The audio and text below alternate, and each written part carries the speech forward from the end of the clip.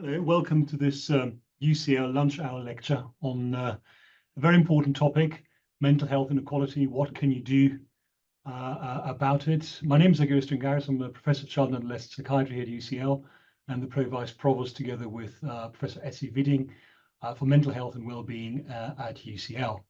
I will be chairing today's lecture. World Mental Health Day is recognized annually, as many of you know, on 10th of October. This year, Workplace Health is running a campaign that aligns under the Healthy Mind theme of being well at UCL. This year's theme is Promote, Prevent, Support, prioritizing mental health in the workplace. As part of this campaign, Workplace Health and the Grand Challenges have collaborated to bring 4 lunch hour lectures on a range of topics relating to mental health and some of the challenges that are faced across the mental health landscape. These talks embody what we call the whole university approach towards mental health support, as is outlined in the UCL mental health principles. The principles are the next strategic step to creating what we all want, namely a healthy culture for both staff and students, of course, here at UCL. Today is the first talk in this series, and it is my pleasure and honor to introduce Dr. Keri Wong. Dr. Keri Wong is a co-director of the UCL Center for Education and Criminal Justice, current ESRC policy fellow seconded to the Home Office and associate professor of developmental psychology. She leads the Wong Lab, which investigates the causes, correlates, and consequences of crime and schizophrenia through working with schools and local communities. Keri is a strong advocate for knowledge transfer into policy and practice and the development of early career academics. She co-hosts the official UCL podcast series Academia et al. And convenes the British Academy Early Career Research Network in London on behalf of UCL to support all things early career researchers.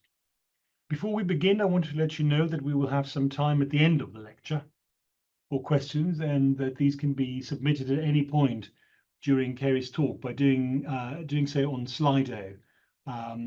You should enter it into your internet browser and entering the event code #inequality. It is my pleasure to hand over to Keri now for the talk. Thank you very much for coming, Keri. Thank you very much for that introduction. Let me just share my screen. Great. And thank you everyone for joining me for my talk, Mental Health Inequality, What Can You and I Do About It? As we all know, mental health inequalities is a well-known global challenge. And with that to end, you can probably get a sense from my talk title that there's a bit of a call to action to it. But first, let us all kind of be on the same page, as it were. Many of you may have seen this image before in talking or differentiating the differences between equality, equity, and justice. So I suppose when we're thinking about mental health inequality, if you draw your eyes to the left of the diagram, here, if you imagine that in the distance, the football pitch or game is really mental health support and access, you can see on the far left that here, when we're talking about equality, we're talking under the assumption that everyone benefits from the same level of mental health support and access, so equal treatment. But you can also see that not everyone in that picture is able to visibly see the football match, or in this case, mental health support, and things need to be improved. When we move further down to the right, equity. Here we are reaching equity when we are able to provide individuals with particular support, some more than others in most instances, and thereby enabling everyone to have access or see the game or access mental health support. And finally, to the far right, justice, where hopefully in the near future that we hopefully will live to, be able to see how the causes of inequality are also addressed and removed. And better yet, if even that fence there was removed further, that we can all be able to enjoy the game and access the same level of mental health support. So mental health inequality is a big topic. And today's talk, I'm hoping to call to action or have a sense of that urgency as well being conveyed. I want to show you how better assessments of children and young people's mental health can benefit lives, improve mental health access, social justice, as well as public health. And I argue that we must do this with cultural sensitivity and in communities in a lot of the cases, in collaboration with key stakeholders and those who are in different sectors and industries. We need to have in mind co-design and co-production principles, and also I'd add a zest of creativity as well when we're thinking about solutions. So let's begin. I want to ground my talk today in 3 questions. First being, why should we even care about mental health inequality? I think many of you on the call probably is here for that reason, and you already care. But who else isn't here that also needs to know? And my second question is a question that I often ask myself as well. Who is or isn't in my data? And who is in this room on this call now and who isn't and needs to be? Finally, what can we all do about it? So let's start with the first one. Why should we care about mental health inequality? We need change, right? So from the evidence and a lot of the research that's out there, we already know that people living in deprived, left behind places die earlier than those living in more affluent places. For example, today's young person aged between 10 and 25 years old, living in poverty, will also die younger and live 18 more years in ill health than those living in wealthier parts of the UK. Despite landmark reviews conducted by Professor Marmot in 2010 and 2020, the call for policy action continues to be ignored, and our understanding of this group remains to be poor. Why is this? I think more, as a researcher, I think more research needs to be done in looking at the social determinants of health inequalities and interventions for why it is that our young people continue to have poor outcomes if we are really considering the goal of reaching a fairer society in the long run. Another reason why we should care about mental health inequality is the fact that we currently now have a new government. And this is a tweet here outlined by the Royal College of Pediatrics and Child Health just recently. And in addition to many of the main points that Professor Marmot has outlined, they also call for this need for all of us to address the investment gap between child and adult health services, that there's a need for us to improve national oversight and investment in community health services. This is an urge that in order for us to, help and reduce mental health inequality, we also need to recognize that unhealthy children also become unhealthy adults. And so we need to be investing in mental health services early on in development. Another reason why we should care is this idea of left behind children and young people. In the literature, this group is known as, generally the 16 to 24-year-olds who are not in education, employment, or training, or NEET for short. We know from the data that 2/3 of them have at least one or more mental health problems in their adolescent years compared to their counterparts who are not of a NEET status. And also in this graph here, you can see just some data on the UK, Ireland, and Wales. The UK in the middle in the red line, we're averaging at 12.5%, which is very similar to actually many OECD countries. So in the whole population, we have about 12.5% of young people who are classified as not being in education, employment, and training. And this group has also increased as a result of COVID, and COVID will feature later in this talk as well. But if we drill down more deeply into what this means for this group of young people who are not in education, employment, and training, we know from the research that many of them tend to be female compared to male. A big meta-analysis systematic review of 24 studies between the years of 1999 and 2020 also highlighted key mental health problems that this group are suffering from concurrently as well as longitudinally. In fact, what we know is that many of these individuals have mental health problems, particularly combined with substance use before they even reach this, not having employment, education, and training status. So clearly something needs to be done and changed. More generally, mental health issues and problems, especially in young people, are hugely stigmatized, as well as oftentimes the process in which young people are trying to access help and support are not really helped in any way. So this is an example or some qualitative data of young people who were trying to raise the alarm bells of what their mental health needs are, visiting GPs, demonstrating to them that they need help, but in some instances, they are dismissed and not taken seriously. And of course, obviously, our health service providers are not all perfect, but also certainly something that needs to be done and thought about in terms of structural changes that enable us to facilitate a better process in accessing mental health support needs. More broadly, I would argue that there are sort of 4 other broader goals that we should all abide to, or at least dream to achieve. One being the Sustainable Development Goals. Addressing mental health inequalities can address many of these goals, including number 3, good health and well-being, number 10, reducing inequalities. We know that mental health is also linked to work outcomes as well as education outcomes as well.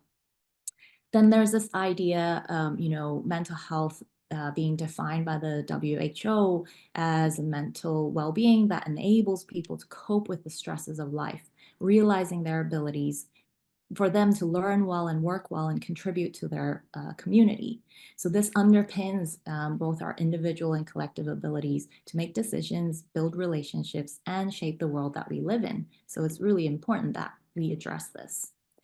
And final 2 points, policy side, I've called it, as an ESRC policy fellow now seconded into the Home Office, this point really resonates with me and has helped me realize how important it is as a researcher or as someone who is working on the ground with the people, with communities, because in many of the policy spaces, the actual stories, the actual things that are happening on the ground are not easily translated and talked about in those spaces. So it makes our job even more important for us to find those individuals, to make an effort to make sure they are represented in the data that we publish. Otherwise, that same data is also not going to be informing the policy decisions that are made in the country level. So primary data is very important. And then the final point here, why we should care, is also a measurement argument, where just because we don't measure something, or we find it difficult to measure something, or you don't have the right tools yet to do so, I think there still is a need for us to answer and think creatively together on how we can address that. And I hope this talk will begin to elucidate some of those ideas.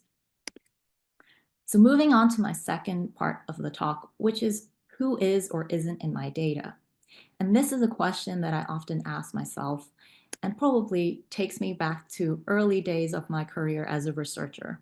So this beautiful picture, island, probably you're thinking is where you would go on holiday, perhaps, is the beautiful island of Mauritius. And this is where I, experienced my first research placement on the Mauritius Child Health Project. Not sure how many people know about this project that started in 1972, but it's a study of about 1,800 young people who were born around 1970s. And at age 3, they were followed up and being recruited as part of this project to assess their health and well-being in collaboration with the Mauritian Ministry of Health Wellness. I had the pleasure of working with Professor Adrian Rain, who's always been my mentor and continues to be my collaborator on this project, but also helped me, or I suppose introduced me to research, and which is why I'm here today. And I wanted to highlight this project, not only because they have spectacular sunsets and beautiful views, but during my kind of 1-month internship there, I also learned a lot. And this is, some of the lessons learned here in this experience really does and still does inform the work that I do today. So I wanted to highlight a few as these are things that I've been reflecting on as being important. One being that really helped me think a lot more about who is behind the numbers. I think as a researcher, oftentimes you lose sight of, who the actual people are. You're just looking at data. And I think more and more so in my career, this has become even more important in really talking to that community to understand their culture, to contextualize the data, to make sure that, other cultures and other individuals' perception of mental health and also our concepts and how things are being measured and defined are being really understood at that level. I also developed a lot of people skills and relied on people skills at the time to build rapport and trust with the groups that I worked with. I had no French and still don't, no French, no Creole language skills. But on the bottom right corner here is a picture of me and one of the children from the study, which at the time I was able to use art to communicate with him and to build rapport whilst his mother was completing questionnaires for our study. During this placement, I also learned a lot about how we can triangulate objective measures of health, including psychophysiology, and also linking that to subjective measures of health like surveys, interviews, test batteries, etc. And it helped me think about my current projects as well. And then finally, the last 2 points on the difference it is in collecting data out in the community versus in a lab setting, what the challenges and advantages are, as well as seeing the research impact from the project change lives and how that important data and learnings from the project can then inform people's lifestyles as well as the community and how they view researchers as well.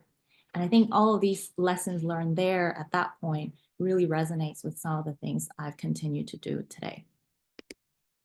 And so this helped me sort of embark my journey. I knew then that I wanted to become a researcher. And I suppose embarking on the next step was a PhD journey.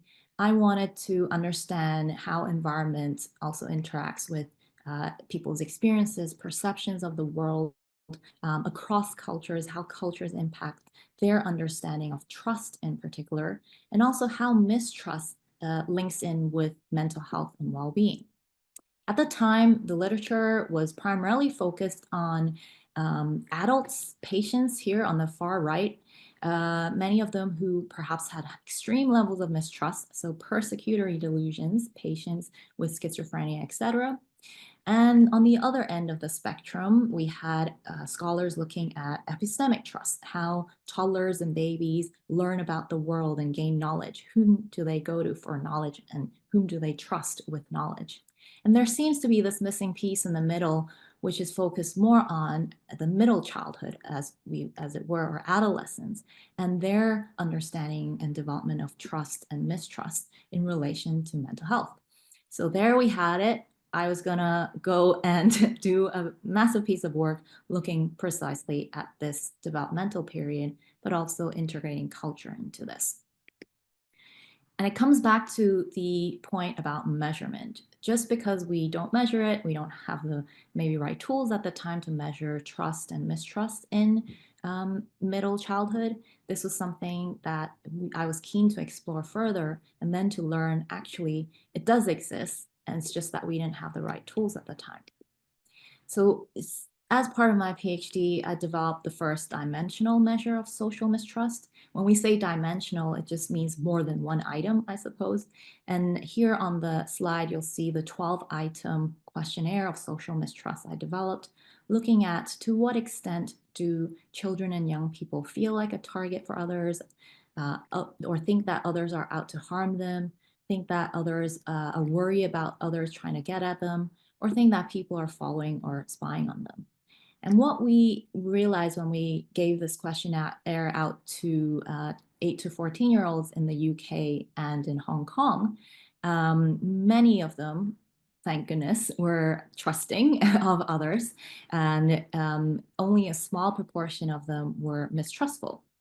And And you can see here on the upper right corner, this is the level of endorsing an item on this questionnaire. Those who were reporting high levels of mistrust in this sample of school children, who none of them had previous clinical diagnoses for any mental health issues. If they were scoring really high on this questionnaire, above 7, many of them were also reporting concurrent levels of high levels of anxiety, low self-esteem, aggressive behaviors, callous and emotional traits.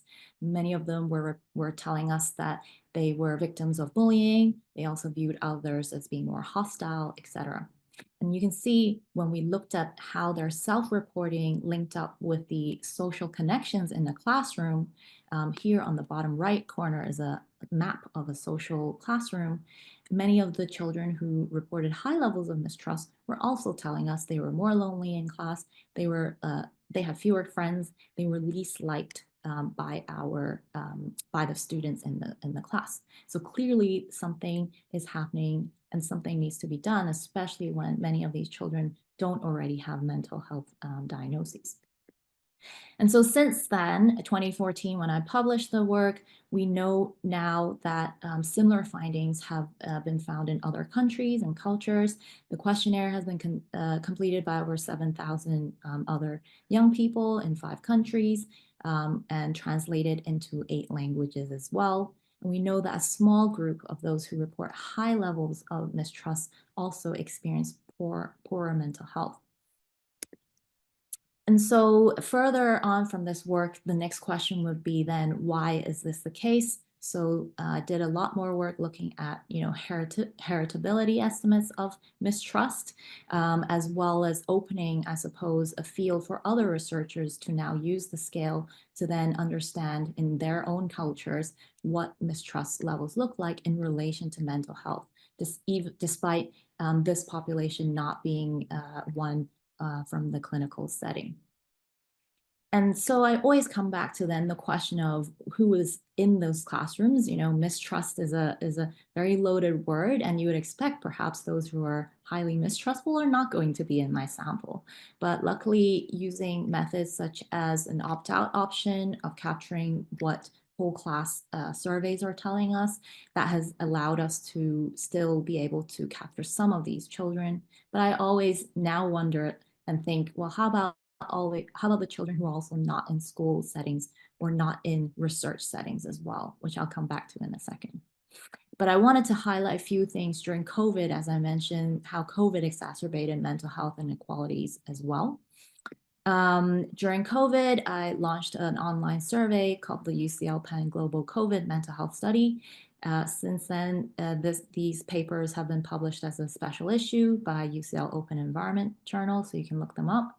But I really wanted to highlight a few things. One being that through this global pandemic, what I saw happen was also more interactions across disciplines, across sectors.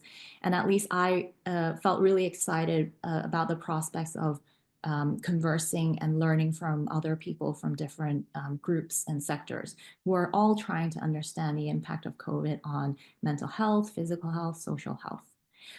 And through this project, I then looked at had sort of offshooting projects from that, looking specifically at subgroups of the population that perhaps may be more affected than others.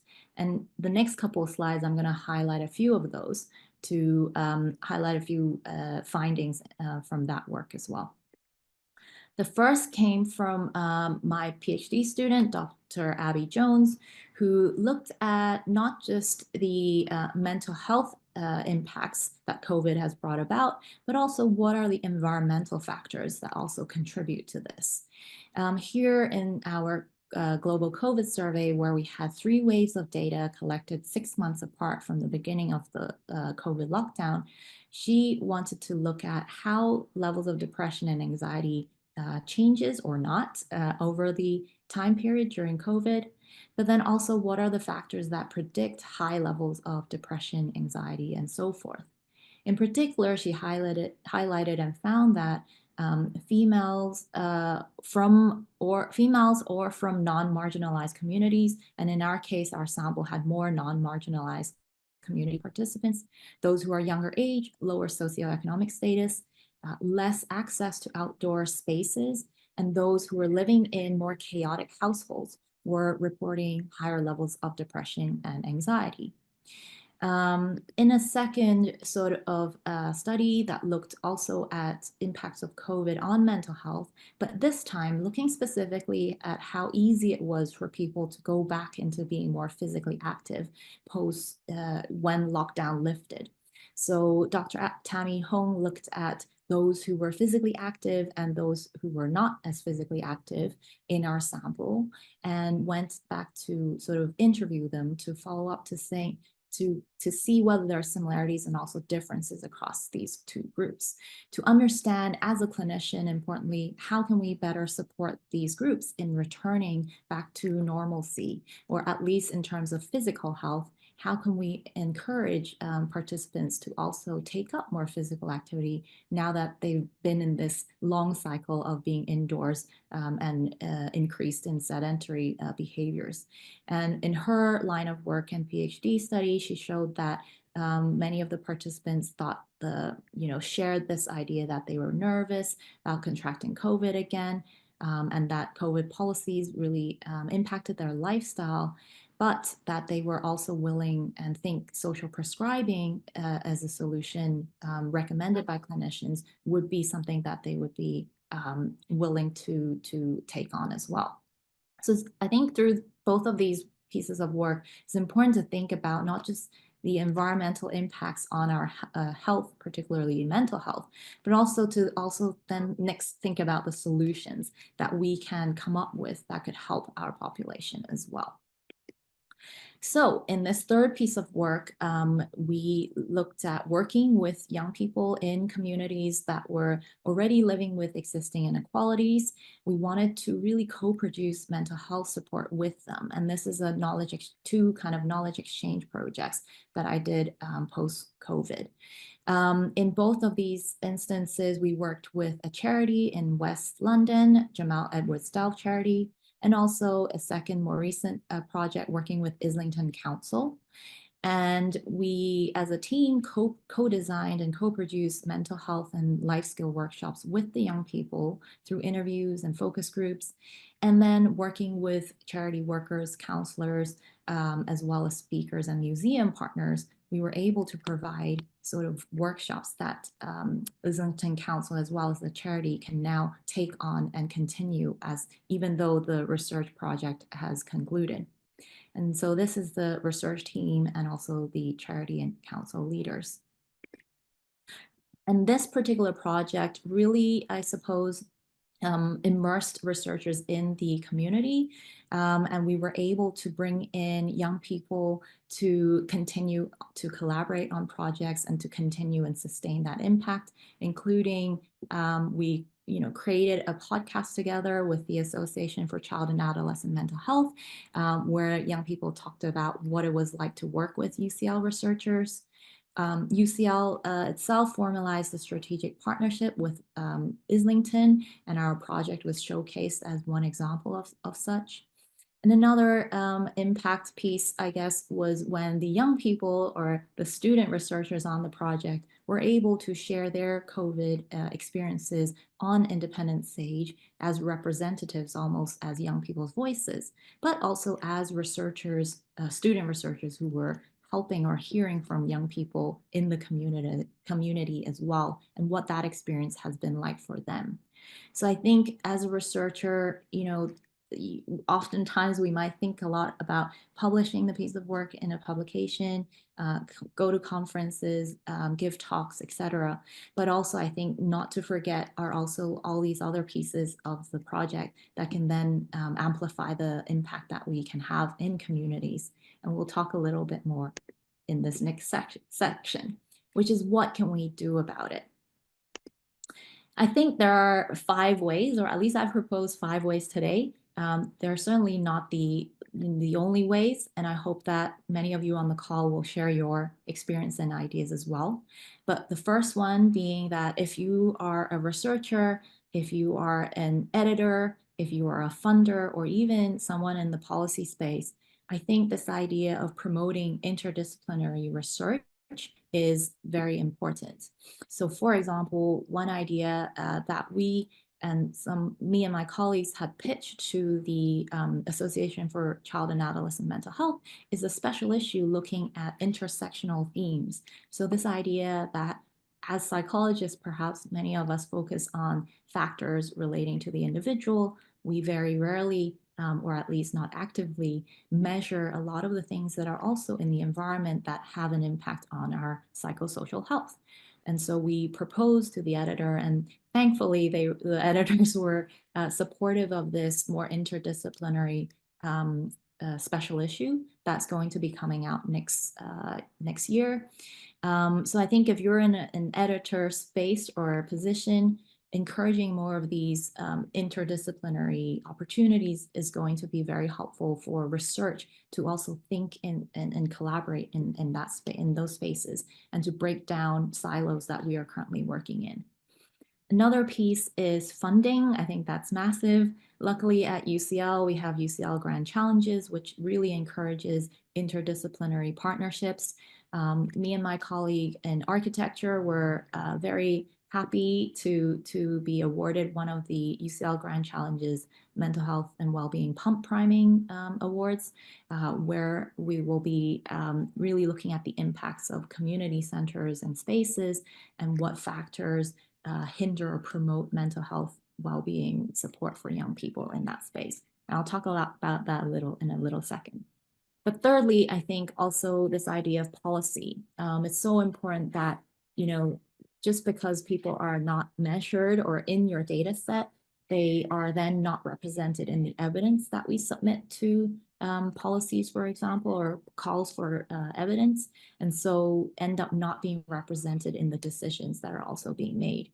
And more so, I think if you are in a position where you're interacting and working at the front line with communities, with individuals, that primary data is so important because that's not often discussed or talked about in the same way. Those stories and voices are not, I guess, feeding into the policy spaces and discussions as much. So it's very important that we're still maintaining primary data collection in a lot of our cases.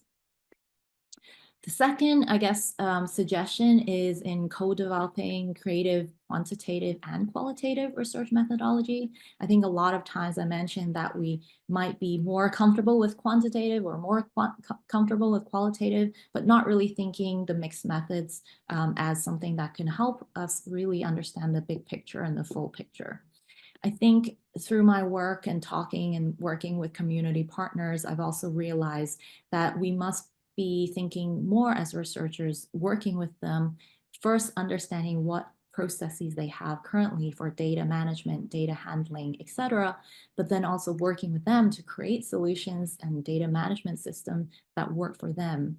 I think many charities or small organizations are perhaps hesitant in using data or maybe sitting on a lot of data that isn't really well harmonized and connected through the sector.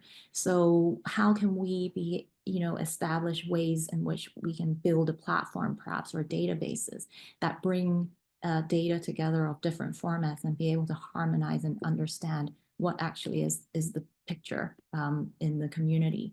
So I think that's very important as well. I think a lot about psychoeducation workshops in communities on how to use data to inform the support that they're already getting. How can we ensure even small organizations are trusting and using the data to help support young people as well? And I think by us being in the community as researchers, by us being willing to listen and work together, I think it can go a long way as well. Final two things, citizen science approaches, I think will probably be something I'm excited to see more of. And then also creative and collaborative partnerships with communities. So including, a combination of art, perhaps informed methods, and also using wearables and more objective measures of health integrated in this research as well. So very briefly, plug for our ongoing project. We don't have any data to show yet, but this is the project funded by Grand Challenges, where me and my colleague Lucy from architecture is working with Camden Council National Youth Agency, who's a network of over 8,000 organizations that are working with young people, particularly those who are not in education most of the time or have access to healthcare settings. And then also Ad Astra, which is a small charity up in York, where they provide alternative provision for supporting young people. And together, we're hoping to really see whether we can work together to understand how best to measure young people's health. So this could be mental health, social health, physical health, but using things like wearables or more objective measures of things like heart rate variability, including and in conjunction with mental health gold standard measures in the survey form or interviews, and to see whether we can get a better picture of what this group of young people look like, the ones who are not easily accessing health in hospitals or GP settings, and many of them who are also not in school settings as well. So we hope through this project we can produce at least a draft protocol of what it's like working with this group and also the community, being able to establish almost a health profile for this group, baseline levels of physiological markers, biomarkers, but also their mental health. And then being able to see whether we can work with our community partners to embed processes that can help them use this data that they can continue to collect to then inform the support that they're providing for young people as well. So watch this space for that project. Two more suggestions for me. One is volunteering and community engagement as part of workplace policies. So I suppose in many companies, there's already this social responsibility, a policy, right? There are mental health or well-being days or volunteering days that companies can offer. I think through volunteering and individuals being able to be in communities or engage with local communities, this is the only way that we can really dispel some of the perhaps stigma around different groups or how people view each other, as well as how we build trust between groups as well.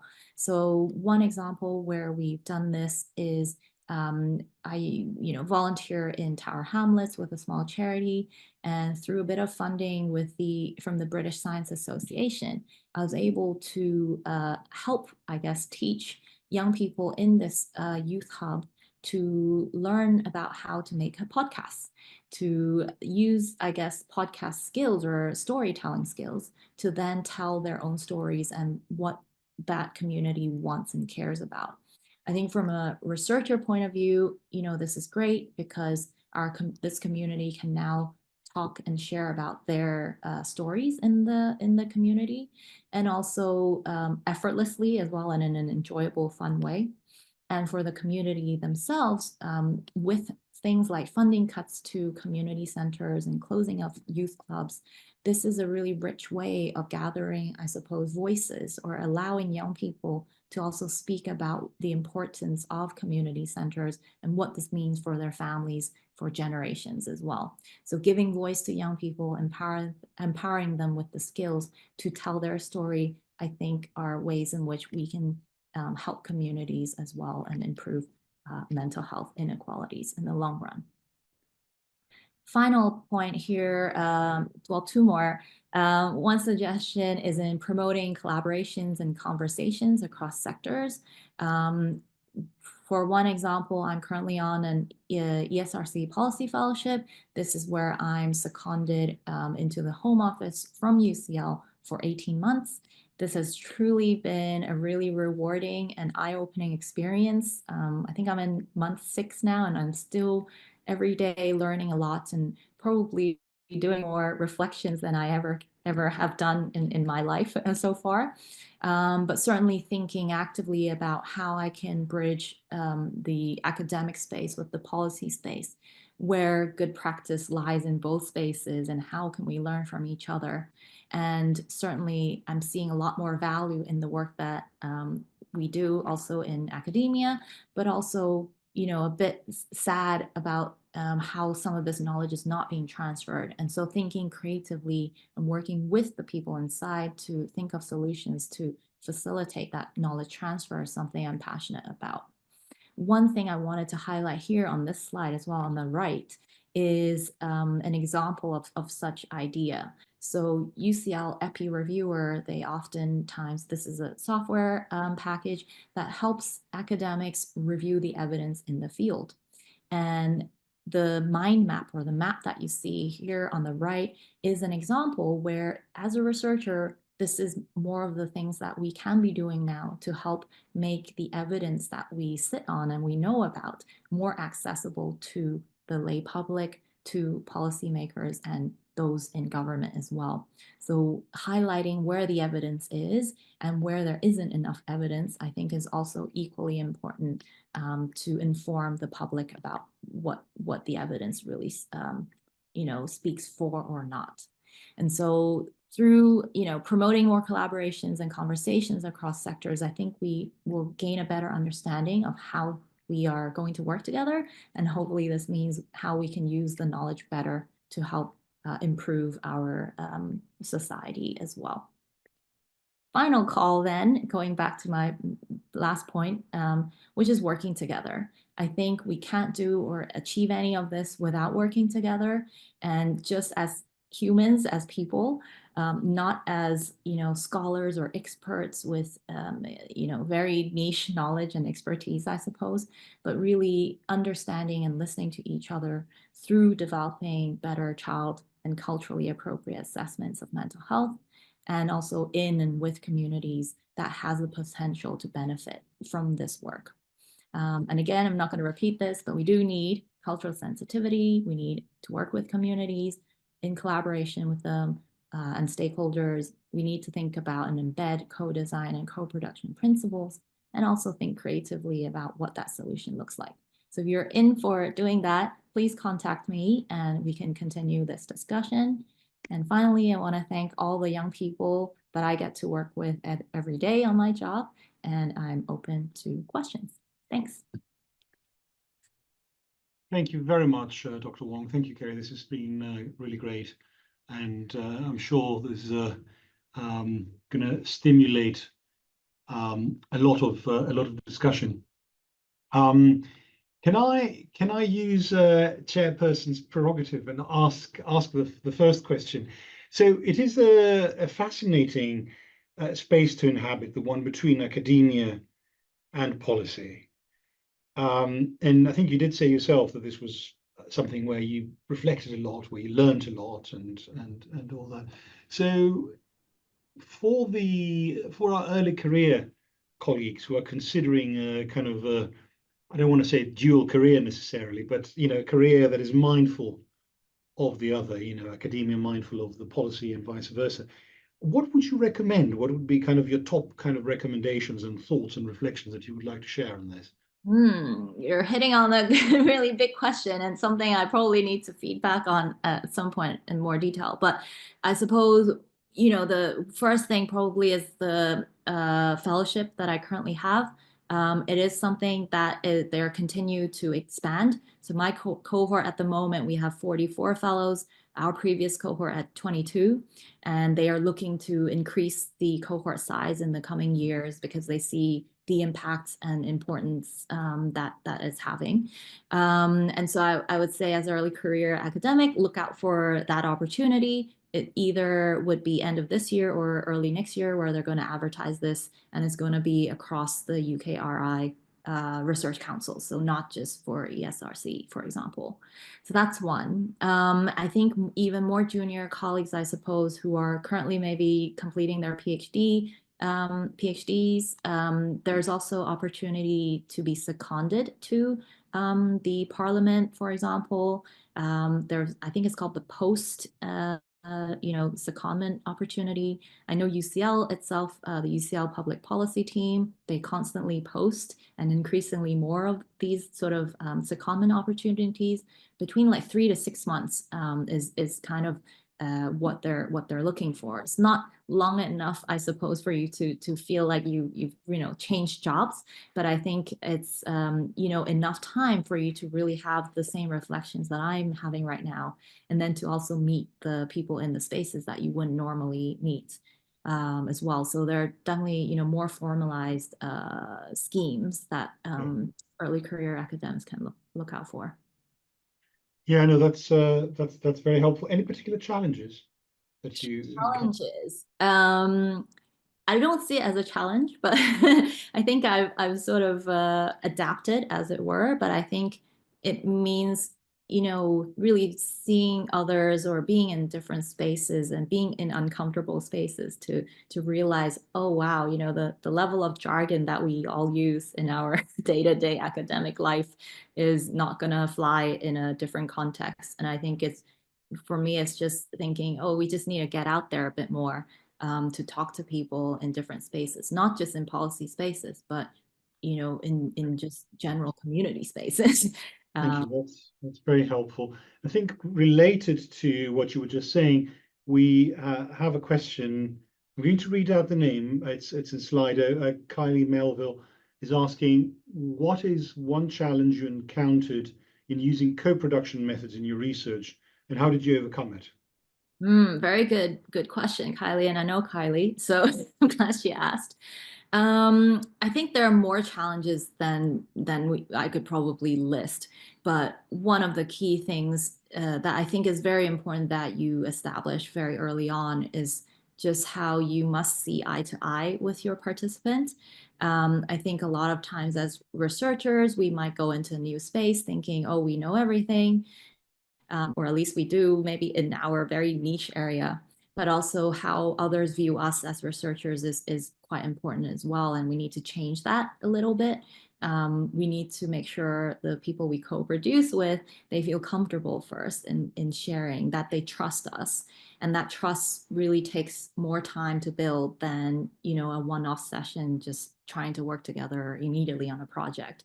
And I think I certainly spend a lot more time when I say building rapport, it's really just getting to know the community I'm working with, having those informal chats, being in their space, showing up for them so they know you're not just there just for that project. It's a relationship. And I think that's something that's not captured perhaps in co-production immediately, but relationship is something that really matters. Thank you. That's helpful. And then from an anonymous person, we have a question. Do you have any further suggestions besides volunteering that someone can do to help lessen mental health inequalities? That is, I mean, I only had an hour for this talk, but so I had to be quite succinct and just choosing, I suppose, the five that five areas that I think could help. I suppose within everyone's remits, we all probably have our strengths, our networks, our advantages, and I think we need to, think and assess, where am I best, where should I best put my effort in, and I think if we all end up, identifying or doing that small part or making that small part possible, then I think ultimately we might, get to that more equal mental health space. At the moment, I mean, the suggestions I put there, I think volunteering was a big one for me because I think it's more about us really making or immersing ourselves in different spaces that at the moment there probably are more divides than we need to. And that's just how society is structured. And so us being relatable by other people, that breaks down barriers, that breaks down and changes perceptions. And I think it is as simple as that to begin with, at least. But maybe the person who asked the question might have some ideas to share as well. Thank you. Can I ask another question, which is, when you consider the potential causal role of inequalities on mental health, right, with the direction of causality from inequalities to mental health, what do you think is a potential active ingredient? What is a presumed mechanism? I have heard you alluding to it, obviously, but be interested in kind of hearing. Obviously, we don't have masses of time, but just what your view is on this.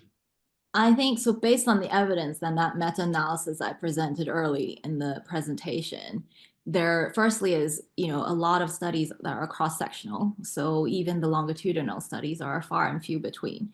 And of those longitudinal studies, we're talking about four, I think it's a 4 or 5. The direction really was mental health problems and substance use, then leading to this also impacting their inability, I guess, to hold down jobs and, gain employment, training, education, that sort of thing. So rather than, being in that position already, no employment, education, and training, and then developing further mental health problems. So kind of building on that and sort of my own, I suppose, take on this. I think a lot of times the cause is not straightforward. It's a combination, and certainly I think definitely individuals and groups who are living with existing inequalities already, in environments where the default isn't to promote better health, better mental health, those groups are going to be more negatively impacted.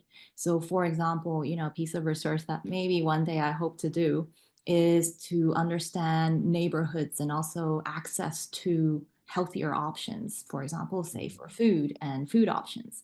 If we look at our country, and if we were to map out, for example, I think, like McDonald's or like fast food chains, right?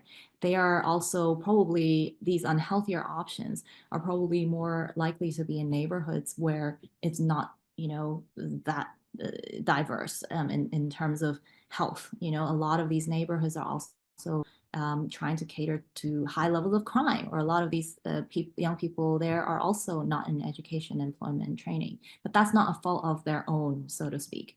I want to emphasize, I suppose, that environmental piece is massive. And because they could be living in just that environment, and a lot of times that then means they're more at risk of being implicated with crime, even if they're not actively involved in it, for example. So can I clarify this? So are you saying that, for example, income inequality would not have a causal impact, you don't think, on mental health? Or no, I do think there is massive, and you're going to find income inequality also overlaid with mental health inequalities. And also, if you look at the cities and how and where things are at, mental health access also, that network is going to probably spell a similar pattern or picture as well. And it sounds like we need lots of causal modeling on some of this, right? That's very interesting. Yeah, thank you very much. I wonder whether there are any more questions. This has been a fascinating talk, and I'm sure that people have been very stimulated and will probably be also coming to you, Keri, for advice and discussion. So I'm inclined to conclude at this point, if that is okay. And thank you very much for attending today's lunch hour lecture. And we thank very much, in particular, our first speaker, Dr. Keri Wong. Thank you, Keri. If you would like to take part in the current World Mental Health Day workplace health campaign, or if you'd like to stay update on everything, links will be sent to you after the event, so you can click on them and get to it. And it would be great if you put in your diaries the next event, which is on the 8th of October, 1 week's time, on mental health in the workplace affects us all. What's possible in an impossible world? I like this title too, and hope to see you there, everybody. Once again, thank you very much to Keri, and see you soon.